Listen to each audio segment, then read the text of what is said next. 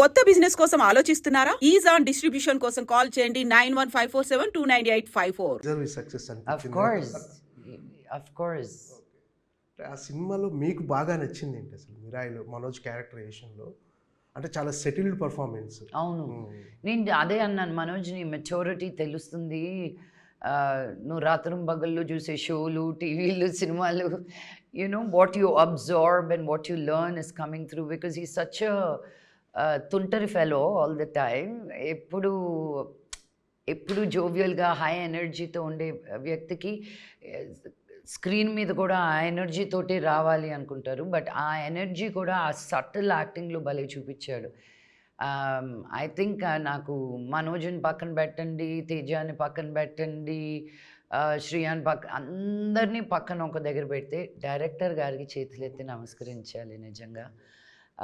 Because అంత conviction తోటి ఒక పాట లేకుండా ఇంత పెద్ద మ్యాగ్నమ్ ఆపస్ తోటి ఎంతమంది దగ్గర తిట్లు తినాల్సి వచ్చిందో, ఎంతమందిని కన్విన్స్ చేయాల్సి వచ్చిందో నాకు తెలీదు, బట్ అల్టిమేట్గా ఒక సాంగ్ లేకుండా కథ పరంగా ఆ కథ మాకు అర్థమయ్యేటట్టు, బికాజ్ మేము కూడా చాలా అటెంప్ట్స్ చేసాం అలాంటి స్టోరీస్లో, బట్ ఎక్కడో ఒక దగ్గర లైక్ ఎక్కడో పడిపోతుంది, బట్ కథని అల్లే కొద్దీ ముందుకు తీసుకెళ్తూ బాబా నాకు పిచ్చెక్కిచ్చారు కార్తిక్ మటుకు. I was very very very impressed with him. Straight narration, ఎక్కడ కన్ఫ్యూజన్ లేదు, అండ్ ఆ జటాయు వచ్చిన ఆ సీజీ వర్క్ కానీ, లైక్ మిగతా సినిమాలు కూడా హీరోలను పెట్టి గ్రీన్ మ్యాట్ వెనకాల పెట్టేసి చాలే అనుకుంటారు, అక్కడ ఒళ్ళు మండుతుంది నాకు, అంటే జనాల్ని పిచ్చోళ్ళు చేస్తున్నారు కదా అని. బట్ హీ రియలీ ఒక ఆడియన్ని ఎలా లవ్ చేశాడో సినిమాని చూసి తెలుసుకోవచ్చు. So my 100 marks goes to Karthik garu, and ఇంకా కాస్ట్ అంతా కమింగ్ టు ద సేమ్ బుట్టా because of him. Yeah, Daksha ఈ సినిమా విషయంలో మీకున్న ప్రెజర్ ఏంటి అంటే, ఈ సినిమాకు ప్రొడ్యూసర్ కూడా మీరు ఎలాంటి ఆ ప్రొడ్యూసర్ బాధలు మీకే అర్థమవుతాయండి బాబు. అఫ్ కోర్స్ ప్రతి సినిమాకి ఉన్న ప్రెషర్ ఈ సినిమాకి కూడాను, బట్ ఈ సినిమా ఫినిష్ చేసి ఒక 1 year పైన అయింది, అండ్ ఇదిగో వచ్చేస్తున్నాం రిలీజ్కి, అదిగో వచ్చేస్తున్నాం రిలీజ్కి అన్నప్పుడు అదే మనం అనుకున్నదల్లా మనం అనుకున్నట్టు జరగదు కదా. సో ఈరోజు ఈ సినిమా రిలీజ్ అవుతుంది అనడానికి ఫస్ట్ అండ్ 100 వరకు credit goes to my director గారు, బికాజ్ మధ్యలో నేను నిరాశపడ్డాను, అబ్బా ఇంత కష్టపడాలా అని. ప్రొడ్యూస్ చేసిన ప్రతిసారి ఇలాగే అనుకుంటాను, రిలీజ్ అయిన 2వ వారానికి కథలు ఎత్తుకుంటాను మళ్ళీ, బట్ నన్ను నేను గివప్ చేసి అలా నిరాశపడినప్పుడు నన్ను నిజంగా ప్రోత్సహించి ముందుకు తీసుకొచ్చిన మటుకు వంశీనే, అండ్ అది చెప్పకపోతే తప్పవుద్ది, బికాజ్ వంశీ కానీ నాకు నిజంగా నా అండగా ఉండుండకపోతే I did not have the strength like Daksha to bring Daksha out. Yeah. ఇప్పుడు పరిస్థితులు చాలా మారిపోయాయి, నాన్నదేవికి రైట్స్ విషయంలో కానీ బిజినెస్ విషయంలో కానీ, అంటే చాలా గ్యాప్ తర్వాత ప్రొడ్యూస్ చేశారు కదా సినిమా, ఎలా అనిపించింది ఎక్స్పీరియన్స్? దూల తీరుతుందండి, ఎలా ఉంటుంది, దూల తీరుతుంది. ఇంతకు ముందైనా అందరూ తెలిసిన వాళ్ళు, ఒక సినిమా అంటే ఒక కష్టం తెలుసు, సర్లే పాప నువ్వు ఇంత కష్టపడ్డావు, ఇంత ఇవ్వలేను, ఇంత ఇచ్చుకుంటాను అని. ఇప్పుడు ఈ కార్పొరేట్ వరల్డ్లో ఒకరు సినిమా తీని వాళ్ళు వచ్చేసి లైఫ్లో ఎప్పుడో ఎక్కడో ఒక it's so frustrating, but that is today we're dealing with AI, right? We dealt with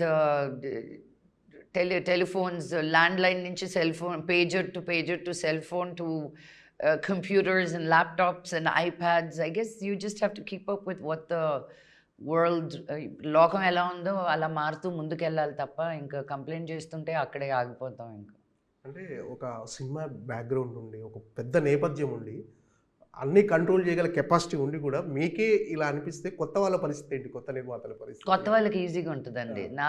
నాకే ఒక డబుల్ ఎడ్జ్ సోర్డ్ అంటారు కదా, ఇటు తిప్పినా వస్తుంది, అటు తిప్పినా తెగుతుంది. So it is not as easy as the optics కనిపించినంత ఈజీ కాదు ఈ narrative. So you should ask all the women who are in front of the camera. మీరు నిహాన్ అడిగినా ఇలాగే చెప్తుందేమో, it's not so easy. మా ఆశ ఒకటి, మా టాలెంట్ ఒకటి, బట్ రియాలిటీ ఇంకొకటి, but that is life, and ఉన్నదాంతో నావిగేట్ చేసుకుంటూ వెళ్ళాలి ముందుకు. సాధారణంగా మంచు లక్ష్మి గారు చేశారంటే అందులో కమర్షియల్ యాంగిల్తో పాటు ఒక చిన్న సామాజిక దృక్కోణం కూడా ఉంటుంది. సో ఈ సినిమా అలాంటి కథైనా, ఎలాంటి కథ దక్ష అనేది అసలు? అంటే ఇంతకుముందు చాలా మందికి వాల్యూ ఇచ్చేదాన్ని ఈ సినిమాలో. ఈ సినిమాలో నాకు నేనే ఇచ్చుకున్నాను. అంతే. Just putting my self in the four front because that Daksha is that. నన్ను అంటే నేను కాదు, సినిమా పరంగా ఇది నేనుగా ఎన్నుకుంటే ఇంత స్క్రీన్ టైం నేను ఎప్పుడూ నా కోసం ఎన్నుకోలేదు. నేను ఎప్పుడు ఎక్కడైనా వస్తే అలా మెరుపు తీగలాగా రావాలి, ఏదో చెయ్యాలి, ఏదో ఆ క్యారెక్టర్ పరంగా నేను ఆ సినిమాలో నేను ఏంగా చూశాను. కానీ ఇది నాన్నగారు తీసుకొచ్చిన కథ నాకు. సో ఆయన ఎన్విజన్ చేసిన he envision me like this. So interval బ్లాక్లో నన్ను నేను చూసుకున్నప్ప నేనేనా నేను సిగ్గుపడిపోతూ ఉంటాను అనమాట నాకు. బట్ ఐఎమ్ గ్లాడ్ దట్ ఒక కథగా అనుకొని సినిమా తీసి whatever the issues were మేము ఒక రిలీజ్ డేట్ వరకు రాగలిగాము అని. Mythri films is releasing the film. నేను కూడా కాలరే పుష్ప, మిర్రాయ్, దక్ష అనుకుంటారు.